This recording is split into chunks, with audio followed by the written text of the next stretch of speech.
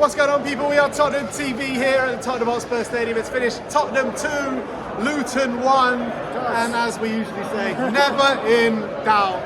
At half-time we're 1-0 down. I just didn't know what the plan was at half-time. Very loud, the fans obviously very happy with that, but I couldn't really see what the plan was, particularly going forward. It looked a bit disjointed, it looked slow, lethargic, passing. The passing was really poor out the back, and when Sonny was charging forward, there was no runners off him or anything. It was really weird and peculiar in the first half, and I don't understand why this keeps happening in first halves.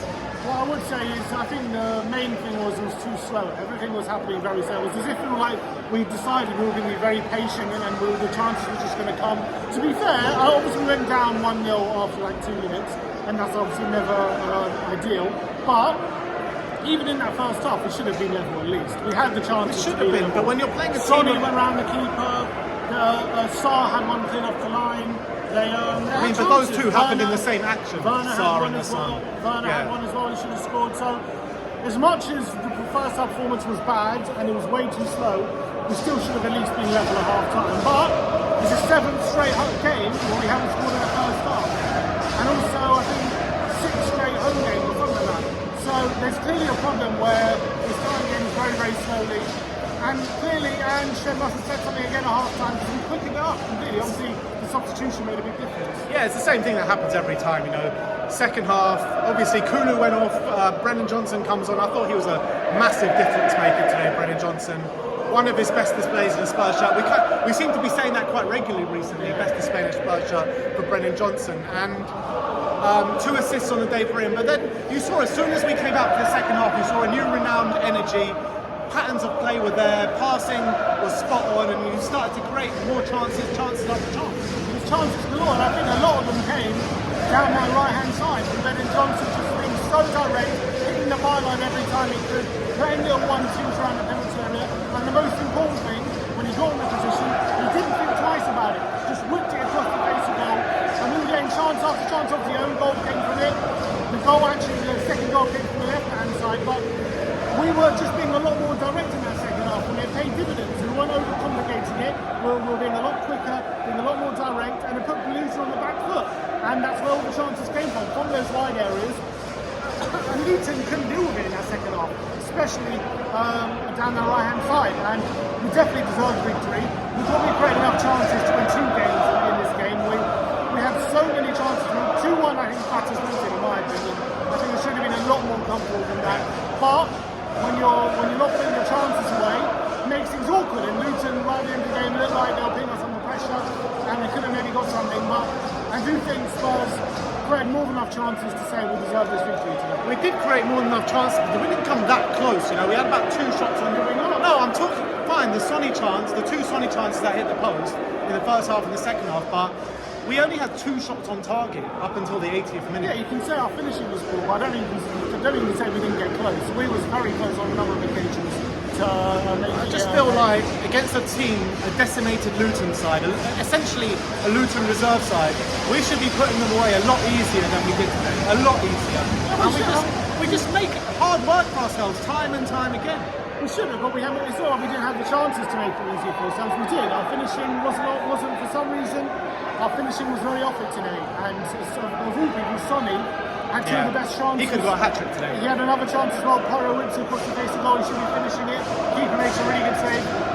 We had so many chances to make it 4 or 5 today, but I think there was a mix between bad finishing and a bit of luck from Luton's point of view, where they made crucial blocks a few times.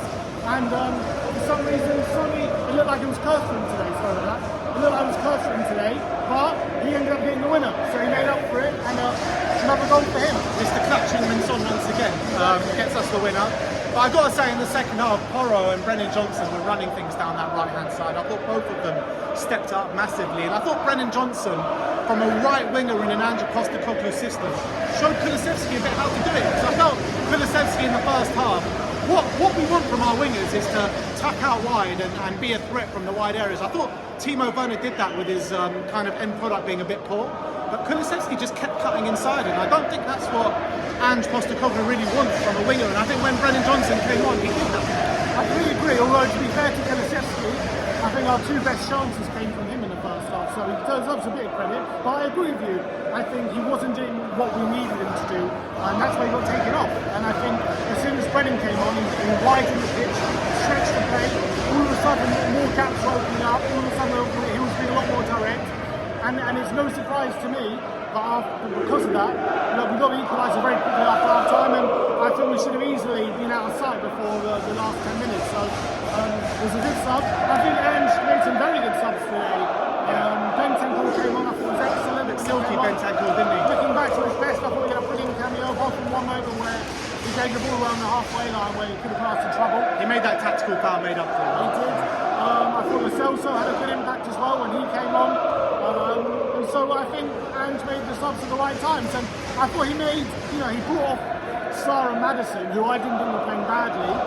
And I think he was justified in those subs because they made a really positive impact and we ended up winning the game. And I think it wasn't the best display of the season, of course, because, far from it, mate. Well, I don't think we played badly. I think we still far from our best display of the season. It was far from it, but I think I come away from this game, like, I always felt like we were going to score. And there was one moment where I was sitting there thinking, this is not going to happen. I did feel like every moment, as soon as we equalise, we're going to win this game. Even with 5 minutes to go, I thought we're definitely going to win this game. And so I told. So I do feel like we deserve to win. I say against better quality opposition, I don't think you would have said like that carbon copy display was a good display. I think we were creating the chances because this was a poor Luton side that we were coming up against that had 10 first-team injuries or something crazy like that. Well, I don't know. It wasn't a great display. I don't know how we would have played against better opposition. Obviously, if you miss those kind of chances and then you don't end up winning the game, you have to say that is frustrating and you have to add criticism. But we won the game. We created more than enough chances to win it more comfortably. Yeah. That's the only thing Ange would be frustrated. But look, what did Luton have? Nothing. They had the goal, and then they had one chance right at the end of the first half. That was it for the whole game. So we nullified them. I know it was their reserves, we still nullified them. And we created lots of opportunities. Ange would be frustrated that we didn't completely batter them, which we should have. But we did get the victory, and that's all that counts. And I thought we played well in the end. I thought a few more question marks on Radu Dragusin today at left centre back. Whenever they showed him onto his left-hand side, I felt like he struggled, to be fair, when he was trying to play out the back. Defensively, I thought they kind of just let him have the ball in possession, and that's a bit of a worry for me. I mean, he's supposed to be playing on the right, so I think when Mickey van der Ven comes back in next week, this is why we need a left centre-back. He was our poorest player, I think, on the pitch today. And and I'm not trying to pile in on him. He's new to the team. He's, playing left centre back is a bit different, and he's got a new way of playing. Genoa play a very different way to Spurs, so he's got to adapt to that. But I've got to be honest, he was poor. Every time he had the ball, it felt like more often than not, he was giving it away. Yeah. And that was very, very frustrating. And also it felt like in the duels with Morris, Morris was getting the better of him a lot of the time. He was winning a lot of the headers. So, look, it's only his second game, it's only his second start, so I'm not going to write him off after 2 games, but I'm not going to say he played well either. But he's not playing his natural position, right? He needs to be playing on the right-hand side because he seems to have his ball on his left. Yeah, maybe I think maybe having the passing angles as well is something you've got to get used to. I don't think it's a massive adjustment, but he's still got to adjust, and he clearly hasn't done it just yet. So that's clearly something to work on for him. There were some good things. There were moments where he was confidently striding into the field and actually opening up the game. And I don't think it was all bad. I don't think it was a stinker, but I do think he was our worst player. Yeah. And I want to give some props to Bissouma as well, because I felt like he had a much better display than he has been having. Second half as well, I thought he grew into the game a bit more, and he became a bit of, nothing really got past him in that second half. Yeah, and I thought he was a lot more confident on the ball as well, playing forward, playing with a lot more risk. And I really liked Bissouma's display, and he seemed to get a lot better today, so really happy with him, I agree. But I think the day today belongs to Brennan, because I thought, unbelievable, man of the match by far. I thought the first assist ought to get a lot of credit, because it's a more obvious one. But that second assist, to lay it off to Sonny in that moment, under pressure, the weight of pass as well, Son just had to take it first time because of that layoff, and to spot it as well. And he was stretching. It was a brilliant assist. It shows that there's more to him than just running. And absolutely, like he's got presence of mind as well. He just felt like I felt like the confidence just oozing through him today. As soon as he came on, he was direct. He got the ball. He was passing the right passes. and running in the right times where he was supposed to be running and really creating chances for us. 4 goals, 8 assists now, 12 Yeah, goal brilliant. contributions. He's really topping up for him. And obviously Sonny with another goal, it takes him to 15. So good on that front. One player I do want to mention is Werner. I did think he was very frustrating today. I thought more of Classic Werner, though, it was wasn't classic. it? I thought that moment in the first half, he took it past the player and then went for one-on-one, and he just started. I was like, okay, he looks on it today. He was looking sharp, but that was the only time he really got the better of his defender. I felt. Yeah. There were some decent moments. He did play that really good ball to Lo Celso in the second half, which is when he should have scored. So he had some nice moments, but more often than not, he did flatter to deceive. And I thought today was another example of him just being what we want our wingers to do, but not being of the required quality to do it well. Yeah. In terms of the front line, I mean, you've got to say, surely Brennan's got to start Tuesday night against West Ham.